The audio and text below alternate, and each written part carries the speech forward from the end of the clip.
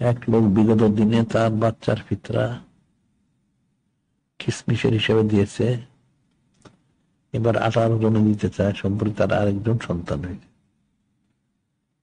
একজন একটা আটার ওজন, একটা কিসমিসের ওজনে দিতে হয়। কিসমিসের ওজনে দিবে কেন?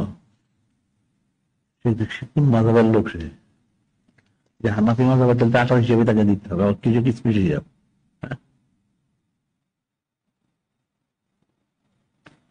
বাংলাদেশে কত টাকা আছে আমাদের দেওয়া আছে এবার ফিতরে? 108 টাকা না? ওটা অর্ধসা গম। আপাতত এটা হিসাব করেছিল 1657 গ্রাম, সেই হিসাবে যা মূল্য হয় সেটা দিতে হবে। একজন যে কিসমিস হিসাবে, একজন 18 হিসেবে, এটা কোন নিয়ম পাইল? গেলে আমাদের বিনা ভাবি।